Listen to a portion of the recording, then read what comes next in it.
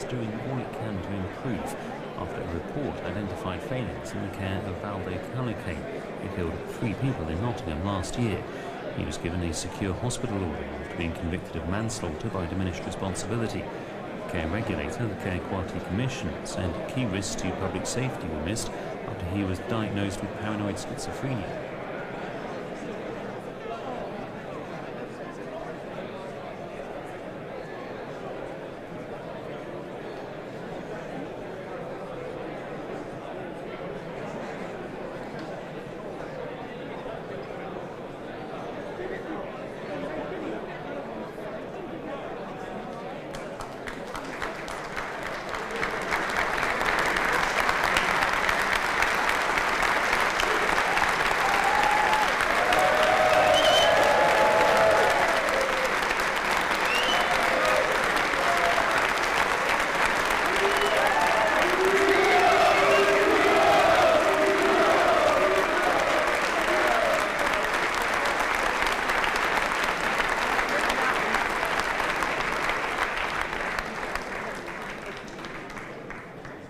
Ukraine's week-long military incursion continues.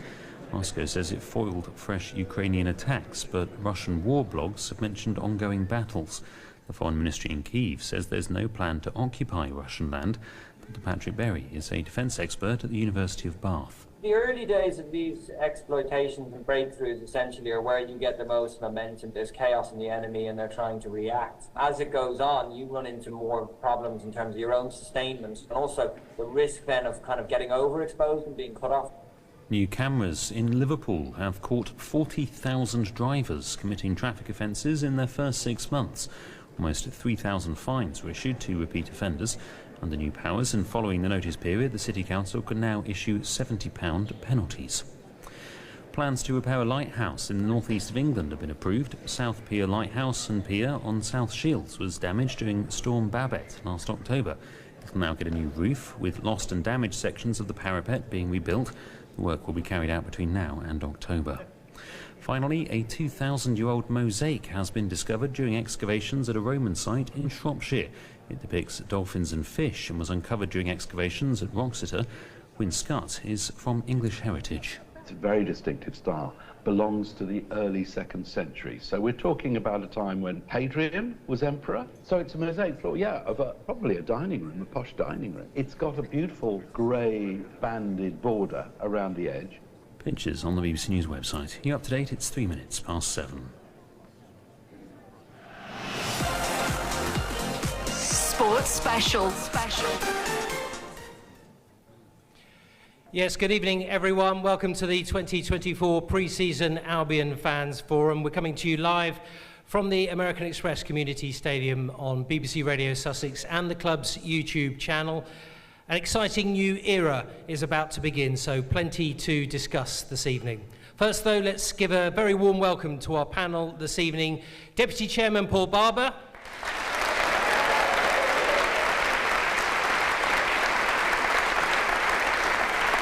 And of course, on my left, the man who takes charge for the first time in the Premier League this weekend, the new Seagulls head coach, Fabian Hurzeler.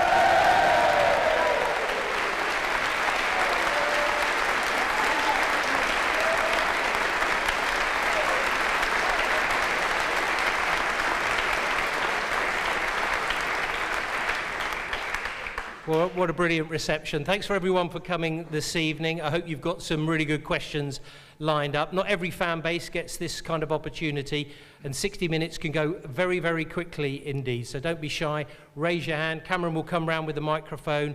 Maybe mention who your question is if it's not obvious. But try and keep it tight because we want to get through as many. And as you can see, we've got loads and loads of people in the room this evening. But as it's Fabian's first fans forum, I thought I'd give him an opportunity to say good evening and maybe a few words to everybody who's come on tonight. Yeah, so first of all, I hope we have a video from the applause, because in the preseason I didn't get an applause like this from my team. So, so thanks. No, it was a little bit similar after the game against Villarreal. I said to them, because they made a quite good game, that there will be 2 days off, so that the applause was not like this, like now, but similar. So. Yeah, so thanks a lot. First of all, I want to say for me, it's an incredible honor to be part of Brighton and Hove Albion Football Club. And for me, it's not only a football club, it's a community, it's a family.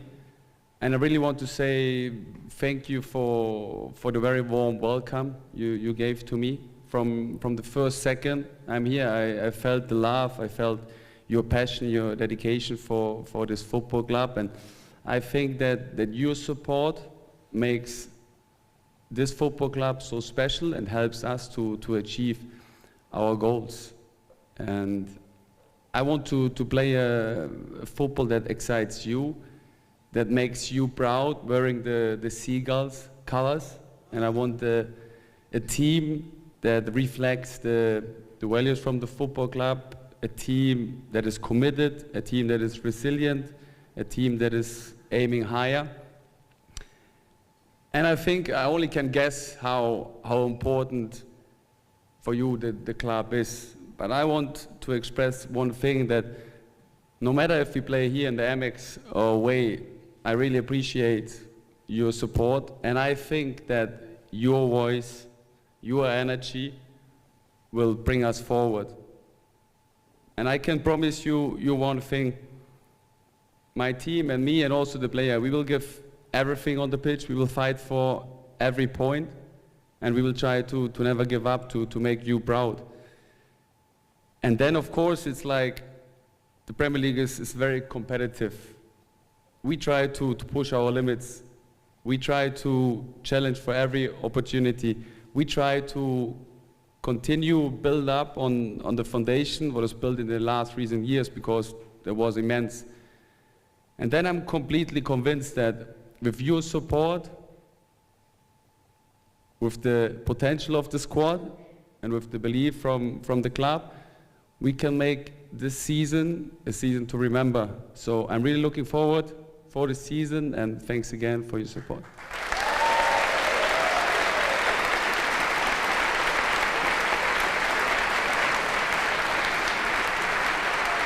Thanks very much indeed, Fabian, for those lovely words. If we just start here with the first question in the second row. And welcome, Fabian, to Sussex, and we enjoy watching the football. And if I can say how much I enjoyed the game on Saturday, the very vibrant performance from the team.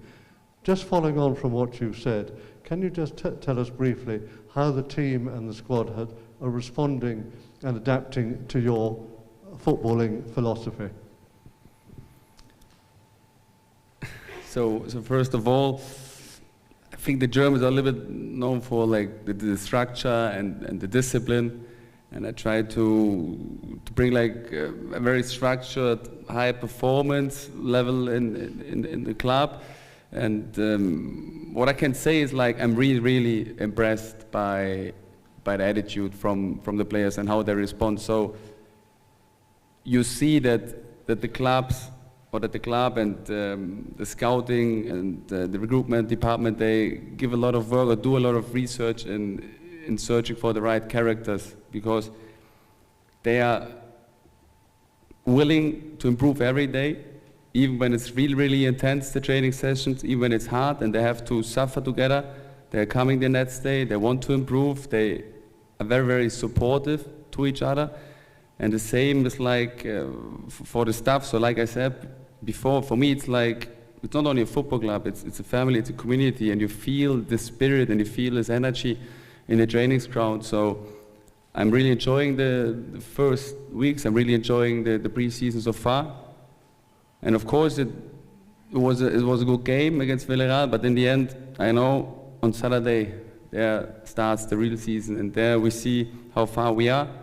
And there always comes the truth out, I say. So hopefully we can continue with this attitude, with this performance like we showed against Villarreal. Okay, just staying in, just over on the right-hand side with the camera there, yeah? Yeah, hi. Just want to say a big congratulations to everyone for an amazing European tour last year. Are we setting the bar on getting back? Because I think we're all desperate to get back on another European tour. Is that for Fabian? Is that for Fabian? Both. Or okay. maybe a short answer from both then.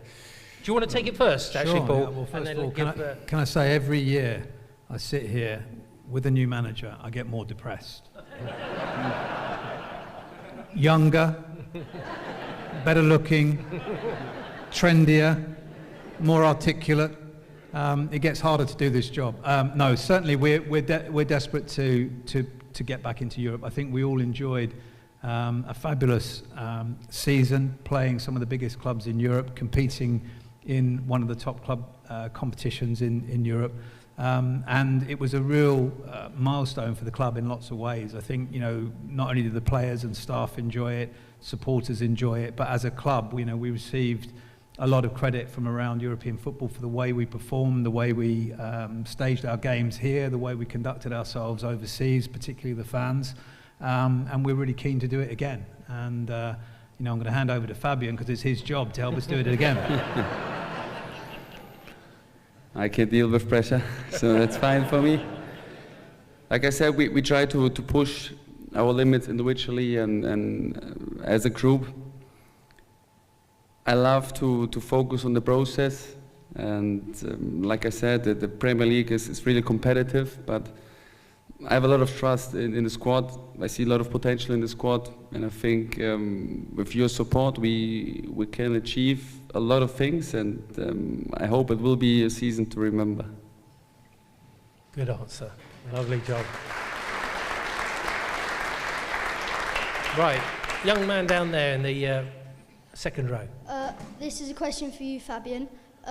What should we expect? What style of play football should we expect? It's going to be different to De Zerbi's, or should we expect it's going to be rather close? What differences should we expect this season?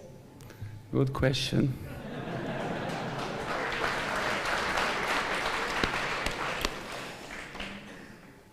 So like I said, of course we try to continue build on the foundation that was built in the last years, and the philosophy, the identity of the style of play will be not similar, but there will be elements we will keep because they were really successful. And on top of that, I always try to bring intensity on the pitch, to transport an energy on the pitch that transport to you, so we can create an atmosphere in the Amex that nobody wants to come and play here, and that's my goal. And therefore we need a lot of energy on the pitch, and it's always important.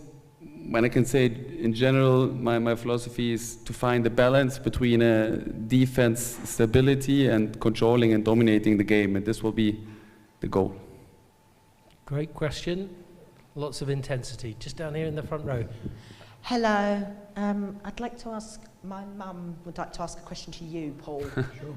It's, what can you help with special needs? For example, people who have autism that want to meet the players in a private signing because they can't cope with regular people. What can you do to help with this, do you think? That's a good question, and a fair question. I mean, we have a number of different signing sessions during the year, different environments. So I'm hoping that if you come through one of those, we'll be able to make sure that we can make adjustments so that anyone with a condition that makes it difficult for them to be around people can enjoy meeting the players as well. So if you let our supporter services team know, we'll do everything we can to make that dream come alive for you.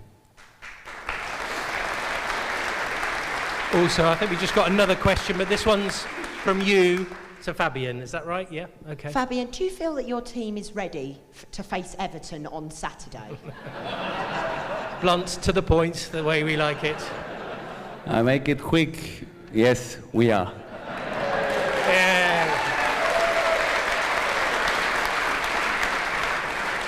Music to their ears. Okay, heading on to the right-hand side. Hi, welcome Fabian. Very much looking forward to this season. I think it's going to be really exciting with some of the new signings and having hopefully a fully fit squad. But I'd just like to ask a question to Paul. One of my favourite players of all time, Pascal Gross, sadly departed to Germany, and I wonder if there's going to be an opportunity for us fans to give him a round of applause at the Amex at any time soon.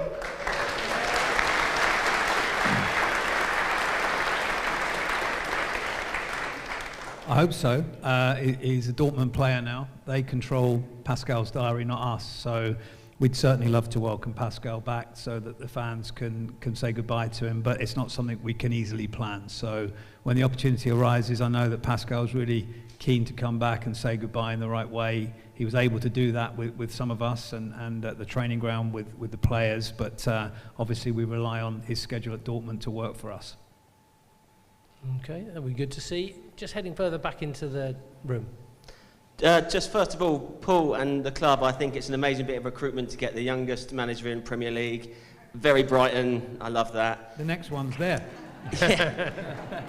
And so Fabian, I've noticed you're a heavily tattooed man. My question for you is, do you commit right here, right now, to get a seagull tattoo when we do the double? When we do the double... when we do the double over Palace this season. That's a very good point. We've had quite a few people in contact about the Crystal Palace rivalry. Maybe if you can talk about the tattoo first, but then maybe then about your understanding of the rivalry with Crystal Palace. About the rivalry, I know it. I think it was one of the first wishes and expectations from the chairman. So I recognize it and I try to give the best with the tattoo. Let's talk in private later.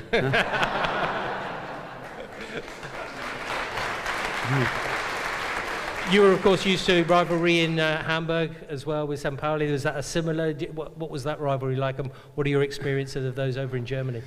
So, actually, I could really experience by my own the rivalry between Crystal Palace and Brighton, because I was there in the game. It was in Crystal Palace and was standing in between of you and supporting the Brighton team, because I was there as a fan during my holidays in winter, and I really experienced the rivalry. But yes, we had in former times between St. Pauli and HSV a big rivalry, and I love these games.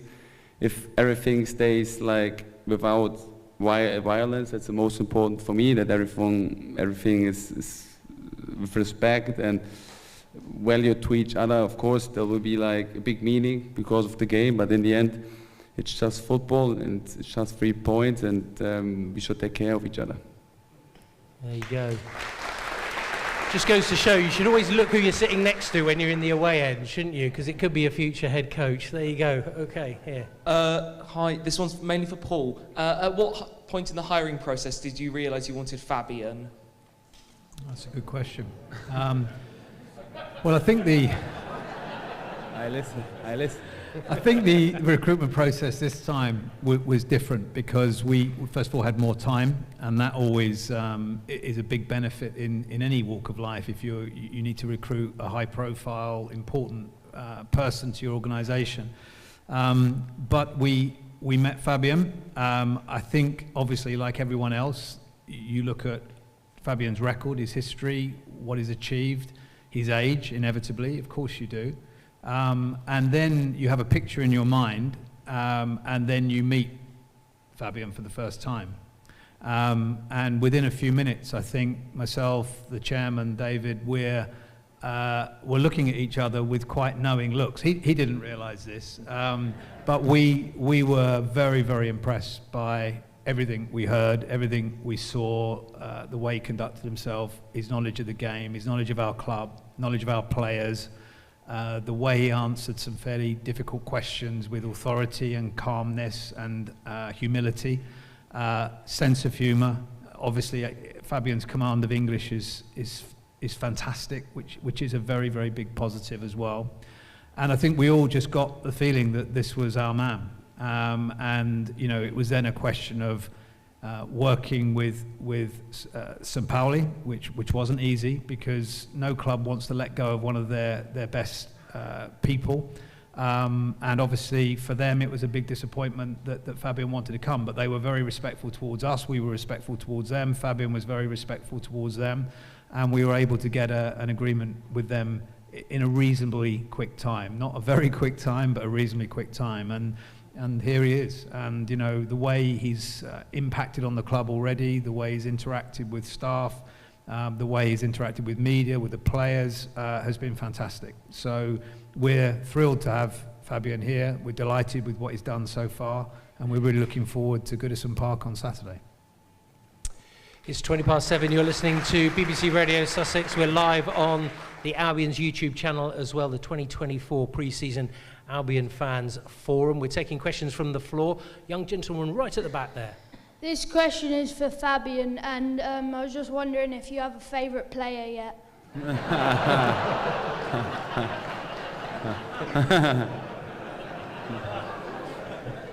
The one that scores on Saturday, I think. As long as it's one of ours, I'm okay with that. So for me, like, football is always a team sport, and an individual player can always only shine when a team is successful. So I always put the team first, and then the individual player. And of course, we have players in our squad that can make the difference. We have leaders in our squad; they're very important. We have players with incredible creativity on the pitch. So the mix, the balance is very good, and I have to disappoint you. I don't have a favorite player, but maybe after the game against Everton, I have one. Good question. Okay. Yeah, we'll come down to you at the front soon, but we're just going to take that gentleman there in the Albion shirt. Hi, Fabian. Just a question, really, with regard to playing your best team at the start of a match. I just wonder if it's important to you, how important it is to play your best team and try and win the match in the first half, rather than when I've doubted the lineups in previous matches when we played catch-up. What's your views on the first half? So of course, it's always important to start good in the game. That's very important, because it gives you self-confidence. If you have good ball actions, if you defend good as a team, it gives you self-confidence, and something happens with your mind, and you create on your own like a good feeling for the game. You get in the flow, and it's very important for me that the players get in the flow, because they have individual good actions, they have great team actions, and that's very important to start good in the game. But in the end, the game duration is 90 minutes, so you can use also the halftime to make a change. You can make substitutions. We have like a very big squad with a lot of good players, and maybe a substitution makes the difference when the game is equal. So that's why I prefer to start good, because it's always good, but helpful to start a game good. But in the end, if we make the decision goal in the 89 minutes and we won, I'm also happy. Okay. Right, it's just staying in the middle there. Good evening. I appreciate that in transfer windows a lot of stuff goes on, and a lot of the club have often said they're not going to comment on the likes of Fabrizio Romano, who's a bit of a pain in the backside, to be honest. But why is Billy Gilmore being frozen out, or so it seems? He isn't, and he's not. Good. There you go.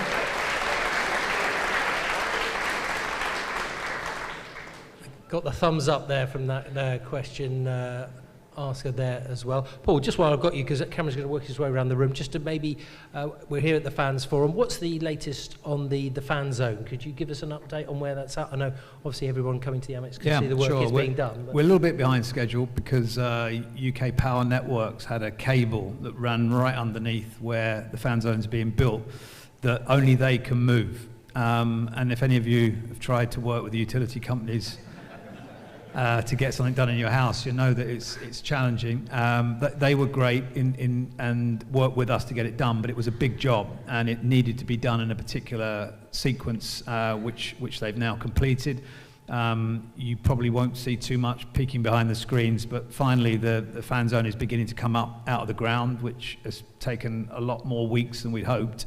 So we're probably now looking towards the back end of the year before we're able to get use of it, which is a shame because we wanted it much earlier. But you know, we have to work with the utility companies to get things done properly. So it's on its way. Lovely. Thank you very much indeed. Okay, just in the second row here. This one is for Fabian. You are a young coach and there are a few players older than you.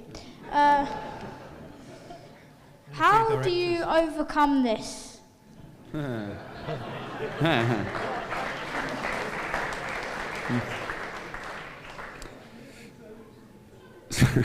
I hear this question a lot, so my answer is always the same.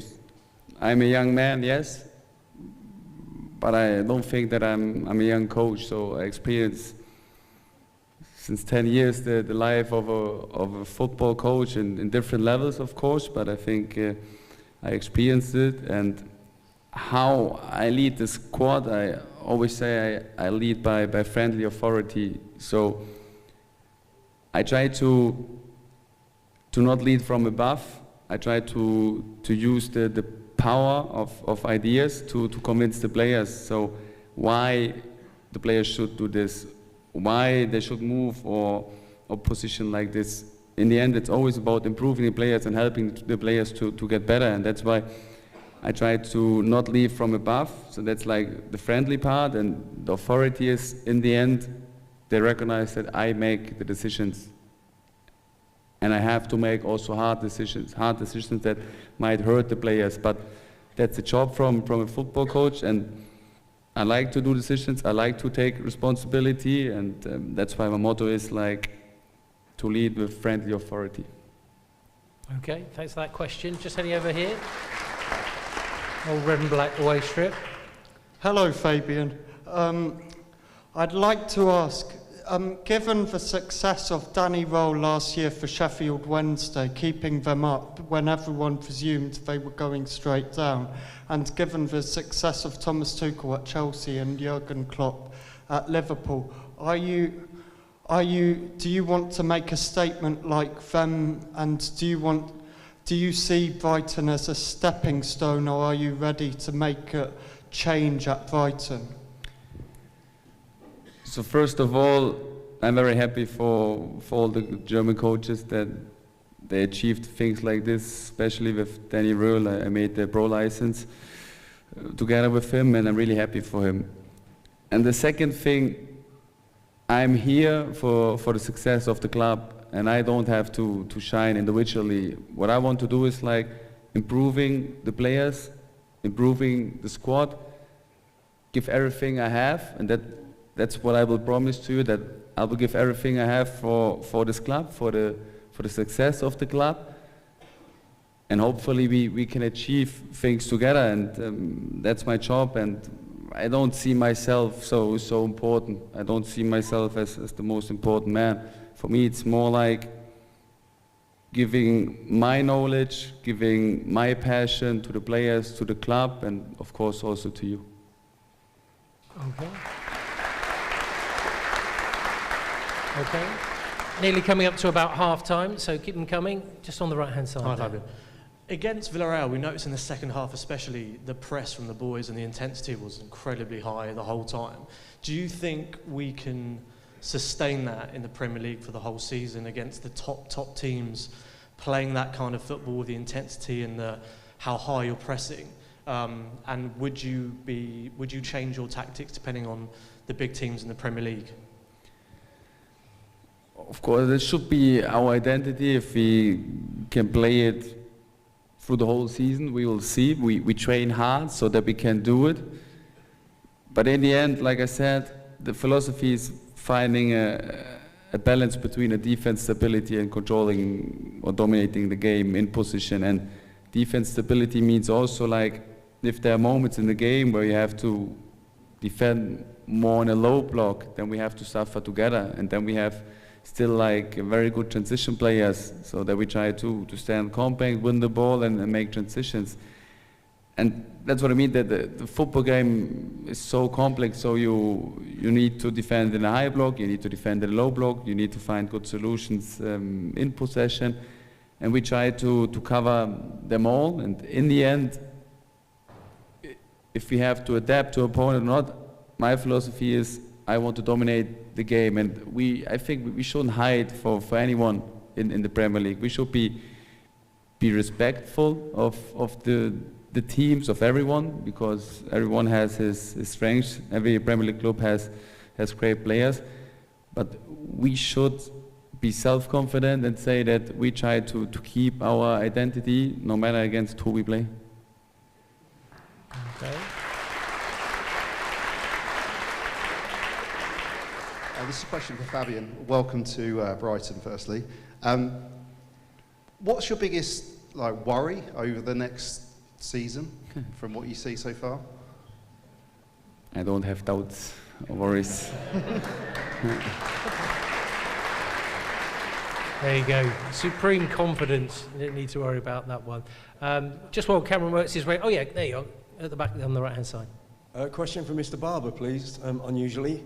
I'm a member of the North Stand Collective who are consistently vocal during games, season ticket holder. If you were in my position, accepting there are some things you can't influence, such as train times and fixture changes, what would be the 3 things you find the most disappointing at the moment about the club? About the club? Wow. Most successful period in the club's history, not too much is the honest answer. I mean, I think there's always things you can improve about businesses generally, football clubs particularly. I don't think there's any one thing at the moment that we're super concerned about. Obviously, we want to continue to progress. We want to continue to improve. We want to play at the highest level consistently. We want the best atmosphere. We want to fill the stadium. We want to grow our revenues. We want to compete with the best clubs in Europe. All of those things take a lot of work from a lot of people and a combined effort between club, staff, players, coaches and fans and wider community. So all of those things are always going to have at different points, you know, stresses and strains, trials and tribulations, but hopefully, as you've seen in the last 12, 13, 14 years since we've moved here, quite a lot of good times as well. Paul, just on well, sorry, just 1 second. Just want to cover one that's been contacted us on a couple of occasions. Premier League, particularly Brian, wanted to know, because he couldn't make it for various different reasons, was due to come. Premier League games abroad, is it going to happen? How do you feel about it, and what's the future? Not something we're going to vote for. You know, there's always going to be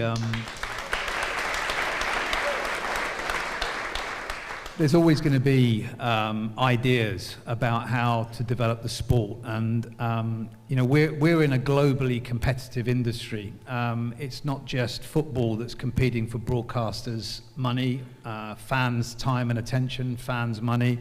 There are many other sports, not just in this country, but all over the world. So we can sit here and protect our own league, and we will, and we should, but we also want it to be the best in the world. And sometimes that means we've got to consider ideas that maybe are unpalatable, but some of those ideas, in my opinion, are just a step too far. And this is a domestic league played for and watched by fans in England. And we're thrilled that fans all over the world watch the Premier League. It's fantastic, and we saw the reaction we got in Japan when we took the team there.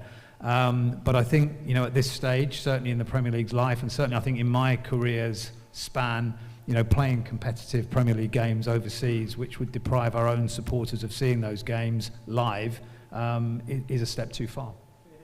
Okay.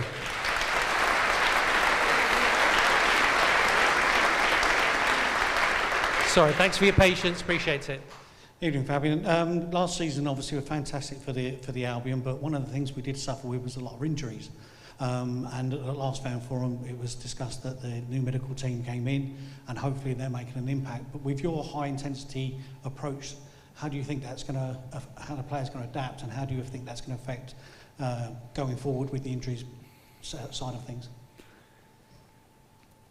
So of course we have to be careful, and we have to get also the opinions from the players, how fast we can go on with our identity, how fast we can introduce the intensity during the training session and during the game.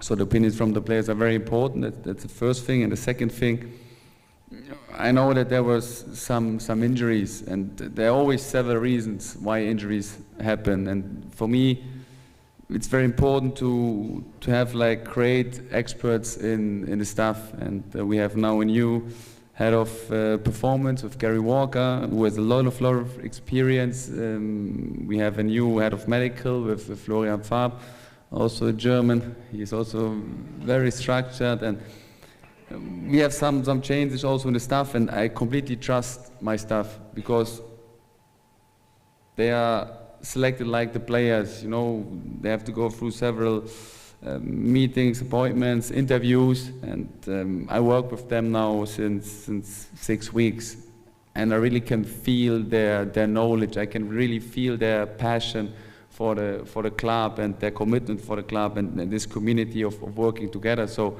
I really trust my expert and my staff that they will do the right thing. And in the end, I always take the responsibility on myself if there happens injuries, because in the end, I control the training. In the end, I plan the training, and in the end, I also plan like the intensity of the training. So what is very, very important for me is that they should take responsibility for the things they do. They should make like brave decisions, because they always should know that I value them, and if something happens, I take the responsibility on myself, and that's very important in working together. And we have a great start so far. I think the injury players, and that's a positive thing, the injury players, they came back, they work really hard in the rehab to come back, and at the moment, I think we don't have many players injured, so that's a step forward, and I'm really looking forward to working with the players and with my staff. I think the other thing you need to take into account is last season was very, very different for a number of reasons. First of all, the number of games that we played, the highest number since we've been in the Championship, the intensity of those games, the fact that the added time was absolute last season, so we were playing games that were 10-15% longer. If you were to put that into context of any other athlete, if you were training for a marathon and during that marathon someone told you it was going to be 15% longer, so another 3 or 4 miles, and you trained to run 26, the chances are you might break down in those last few miles. So you know, there was that. There was also multi-ball, which gets the ball into play far quicker, which means the ball's in play longer, which is increasing intensity again. And then on top of that, as soon as you start getting injuries, then of course your squad is smaller, so you're having to play other players more often, which then leads them to fatigue quicker. So a whole combination of different things came into play last season, and it was the first time we'd played in 4 top-level competitions. And you know, from that point of view, we learned a lot. Our medical staff learned a lot. I've got no doubt that Roberto and his coaching staff also learned a lot. It was their first time going that far in a European competition, as well as playing in 2 domestic cups and the Premier League, which is the toughest competition. So there's a number of different factors that went into why our injury list was longer than we would have liked. And we could even go back all the way to the World Cup in the winter, which meant the players had a shorter break the following summer, and so on and so forth. So they're not excuses, they're just facts. Every club in the Premier League had more injuries overall. Some of those worse than others. We all lost a lot of minutes from key players at key times. So as Fabian says, you know, we're conditioning now the players to work in the way that Fabian wants, and we've hired some very, very top-class, world-class medical staff to support us. So fingers crossed, we'll have a better season, and we'll have more availability, and of course, because of no Europa League this year, we'll have less games.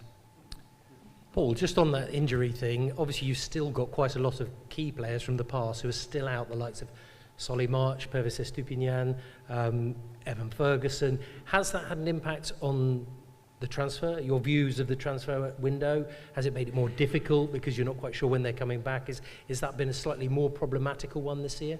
No, I think we've got a lot of players, very deep squad. I think the bigger problem is, you know, trying to narrow that squad down. And give Fabian the balance that he needs, the players that he wants in key positions, but also at the same time making sure that we don't forget the players, the younger players that we continue need to develop. And you know, that may mean loans. Some players may want to move on because they can see their opportunities more limited, and they may have to because of that. But overall, you know, we're really happy with the way the squad is coming together. We've still got a bit of work to do. You know, not all of the speculation you're reading is true, as ever. Don't believe everything you read from Mr. You-know-who. But there's still things we want to do. We say every window, and I know people think it's a line that we trot out because it's easy, but we do want to continue to strengthen the squad where we can and where it makes economic sense to do so. And most importantly, we want to give Fabian the squad that gives him the best chance of competing. Brilliant. Okay, just on the just by the aisle there. Hi, Fabian. Welcome to Brighton and Hove. Fabian, we've got a nice big squad this year and of very talented footballers, and your man management, knowing what it's like in business, how do you keep them all interested? Because you've got to all give them, they all want to play every Saturday, they want to play.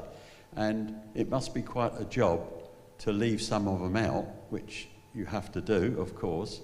So, like those 11 players that you're starting on a Saturday at a typical 3 o'clock kickoff, when will you inform them that they're playing? We hear an hour before kickoff. Do you take them all one at a time, or do you actually tell the squad your team for the Saturday?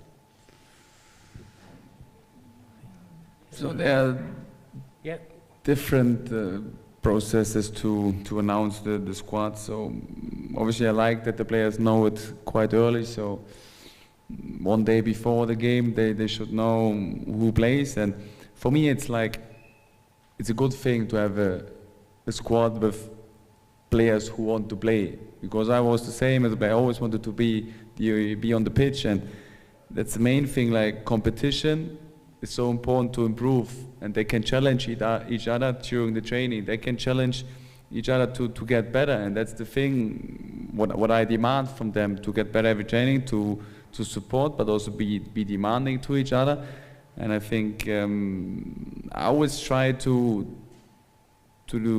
put the success of the club as the most important, and therefore I try to select the players. And the second thing, what is really important for me with dealing with the players, like to see the person behind. You know, we always talk about the players, and the players, they have to deliver every weekend. The players, the offensive players, they should score goals, they make assists. The defensive players, they should defend the goal. But for me, it's also important to see the person behind the player, to see their needs, to see their wishes. And I try to be honest to them, because I think that's the only thing I can do. I will say them honestly what I demand from them, what I expect from them, why they didn't play, and then it's up to them to change it. Because in the end, I'm sure I can't make everyone happy.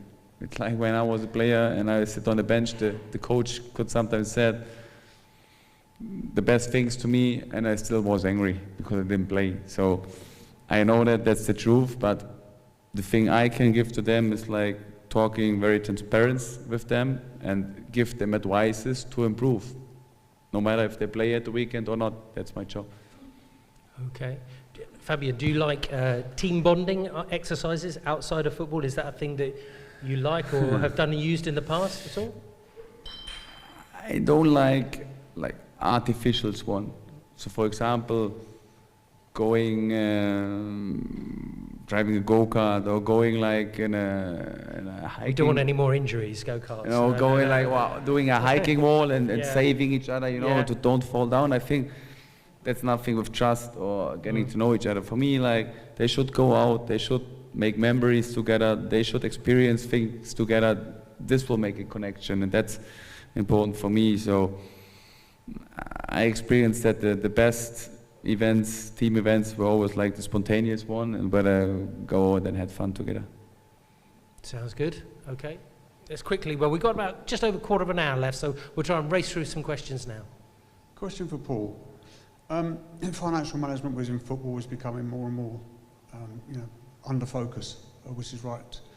And the club have made some very shrewd purchases, and there's budgets that you're dealing with. One of the budgets took a bit of a hammering last year, and reading about some of Fabian's history when he was in St. Parley, I just wonder if you've had to increase the manager's fines bucket at all.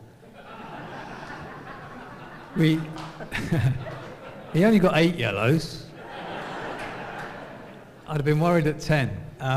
No, I mean, thankfully, managers don't tend to find themselves on the end of fines too often. It's usually when you speak out against match officials, which we've done once or twice, or you sort of overstep the mark and get involved in sort of physical confrontation. But you know, as Fabian will tell you, we talked about it actually with a fan advisory board before the meeting. You know, passion and commitment and support for your team sometimes, you know, comes with a sanction, and you know, we accept that at the top level of football. Obviously, you know, there's a line, and you know, we know from all the research we did on Fabian what each one of his 8 yellow cards last season was for.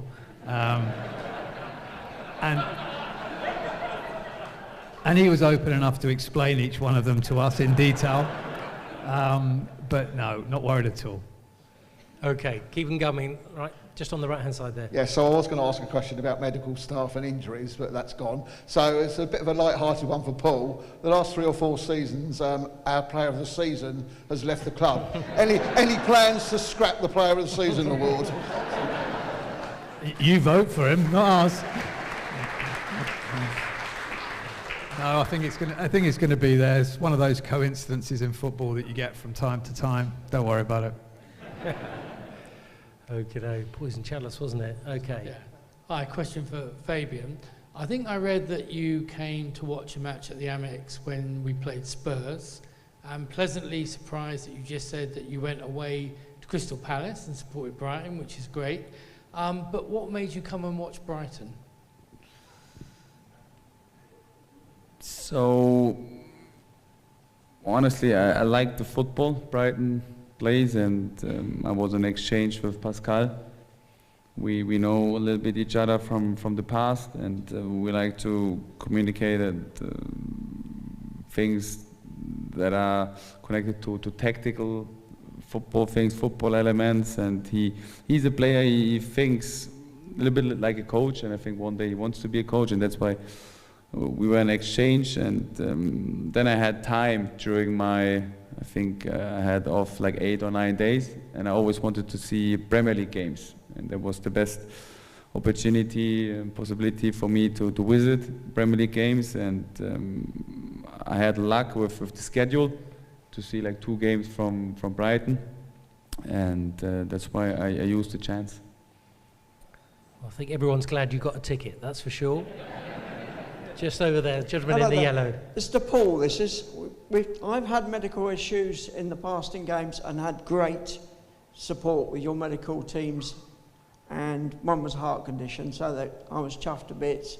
But what we do now have is a lot of apps for my medical condition, but I can't use them at the stadium because of the Wi-Fi and everything there is not allowing it to be done. Can that be looked into to help and make sure that we can use the apps? Diabetes and heart and everything else like that. I'm assuming that it's just the Wi-Fi network that is the problem, not... Yes. I mean, we continually boost it every year. The reality is that we've got 32,000 people in the stadium with a large number using it, and it's very difficult for Wi-Fi networks in stadiums to cope with excess demand if everyone's on at the same time, or they're downloading pictures, streaming video. We have a lot of young fans that like to watch the game and watch the screen and film everyone and send that film on to everyone, and then they miss a goal and then they have to go back and get that clip. You know, there's so much that goes on in the stadium. So we're always looking to boost the Wi-Fi. We'll do what we can, but please, you know, if you have a particular medical condition that needs specific, you know, guidance from an app, then, you know, please take care, because we can't always guarantee that the Wi-Fi is going to be available. Okay, just in the centre there. Question for Fabian. James Milner is 20 games from being the record number of appearances in the Premier League. Are we going to see him achieve that this season in a Brighton shirt? I hope so. So he's a great leader, a great person, great character. He's amazing in being like a professional. It's unbelievable how he prepares to a game, how he prepares for a training, how he does regeneration after the training. So it's amazing to work with him together. I think I can also learn from him, from his knowledge, so it's very helpful that he's here, and hopefully he will make a lot of games for Brighton this season. What an incredible achievement that would be, that's for sure. Featured heavily in pre-season. This gentleman here's got a question. Good evening, gentlemen. It's great to be here again. We're Brighton and Hove Albion, and we've gained a reputation as a club that does things properly in the Premier League. A club that makes brave decisions, interesting decisions, sometimes surprising decisions, but properly run club. Can you share with us each, Tony, Fabian, one thing that you intend to do this season that is brave, interesting, and maybe surprising? Okay. So I can speak for Tony as soon as you ask the question to him. I'm Paul. I think the bravest thing we've done is appoint Fabian, which is, not brave in the sense we've got any worries about his age or anything, but I think, there are a lot of clubs that in the Premier League would have gone for a lot older coaches who perhaps had a lot more experience, but I think when you see quality, when you see commitment, when you see passion, when you see enthusiasm, when you see someone who really wants to take their career forward and take risks themselves, then you've got him in Fabian. So there's Tony's answer for you. I'm sure he's listening. Hello, Tony. Right at the back. Hi, Fabian. Hello. Should I answer on your question? Yeah. Do you want to just because the question you did roll two questions in one there, but we'll let Fabian answer the brave, interesting, creative thing that he was going to do as well. The most brave decision was to make the decision to come here, but I feel ready to do it. That's what they want to hear. Okay, far away. Sorry about that. Hello, Fabian. It's nice to see you, and for everybody else here, thank you very much for doing this. What's the latest on Solly March? Because he's had a bad injury, and when is he likely to come back? Do we know? Solly March. Yeah. I don't know exactly when he will be back. He's on the training pitch. He is doing rehab sessions. He's doing it quite good. So I would love to see him back as soon as possible, but I can't give you a clear announcement when he will be back. Okie dokie. We've got about 8 minutes to go, so let's keep them coming. Young lady there. Question for Paul. There was a mention last year that the club is looking for a new ground for the women's team. What's the latest with it? Great question. Thank you. Are you a young player? Excellent. Okay. So this stadium that we want to build is going to be for you then in a few years' time. We're getting closer actually to finding the land that we want for the stadium. We want it to be as close as possible to here. We want, obviously, for it to be in Brighton. We want to try and make sure the stadium is designed for female athletes because, there are different characteristics that we want to build into the stadium in lots of different ways to give the team the best chance of success. So we're getting closer. We've still got the chairman's support to build it when we get the land. And what I hope is it will help us get our women's team into top 4 place in the Women's Super League and hopefully play in Europe at some point as well. So it'd be a great thing to look forward to. Very exciting indeed. And of course, the new head coach for the women's team as well. We'll have more on that. We maybe will have one of these events specifically to discuss those issues as well. But let's continue here. Hi there. This is a question for Fabian. Last season we saw the emergence of Jack Hinchelwood, and the one before that we saw Evan Ferguson, both academy graduates. My question is, how much do you value bringing players up from the academy to play in the first team in the Premier League when, every year we seem to be improving our squad? Is it something that you really still want to push? Yes. So I think football is not the thing of age, it's about quality, and if the young players they bring quality, and in case like Ferguson and Hinchelwood, they have like an incredible quality. Jack Hinchelwood is back in training now. He made a great appearance here against Villarreal, so I'm happy that he's back. Ferguson is also a great character. I had some talks with him, so of course I try to push young players, because in the end it's also like the philosophy of the club to work with players who have big potential. Brighton and Hove Albion has a really good academy. They have like great coaches. I got to know them. They have amazing knowledge, so I'm really looking forward to work with young players and hope that we can continue this road. Okay, let's put on the far right-hand side. Hi. Roberto De Zerbi openly admitted he didn't take the Carabao Cup that seriously in his first season, and we were dumped out by a team 2 divisions below us. But with the Wembley appearance and the way into Europe, can you assure us that you'll give it a good go this year so I can get my train tickets booked?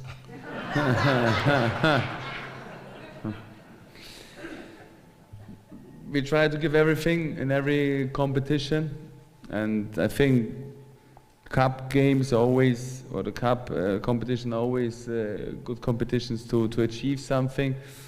Last season I was, I think, in the quarterfinal with my former club in the German Cup, and it's always a great experience, and you have always a chance to achieve something, because cup games are always 50-50 in the beginning, and that's why we try to give everything for the club in every competition.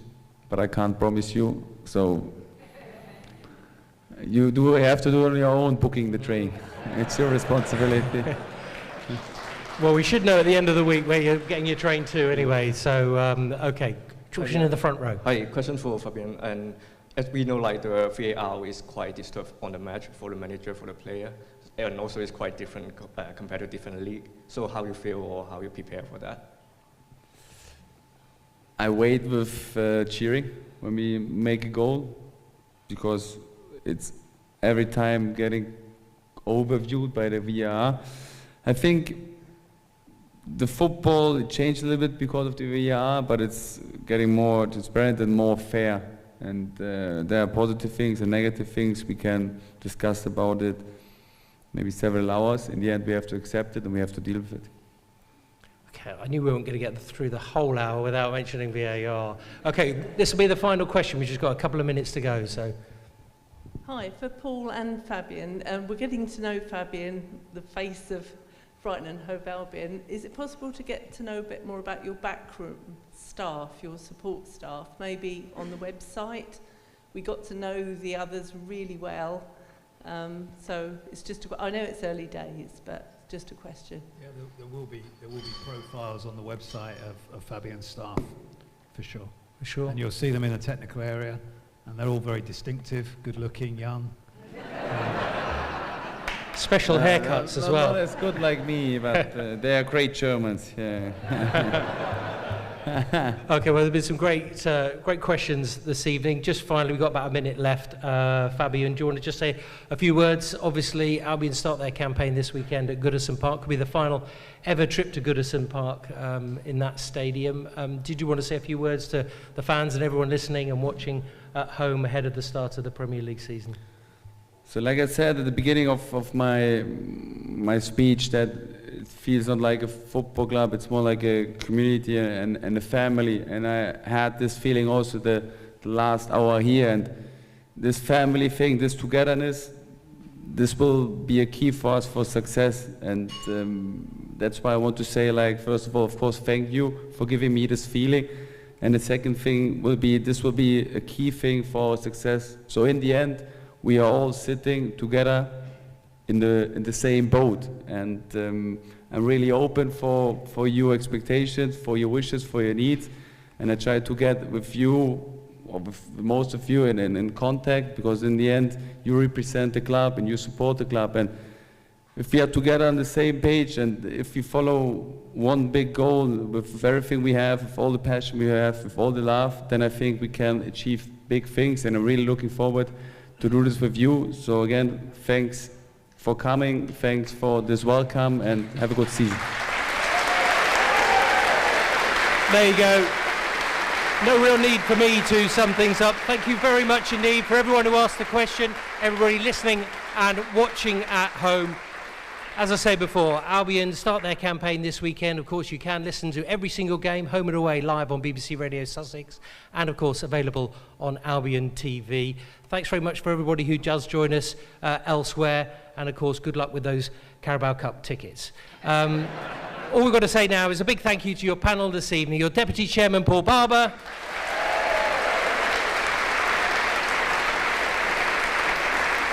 and a big round of applause for the Albion head coach, Fabian Hurzeler. Thanks very much for listening. We'll see you next time. Good night.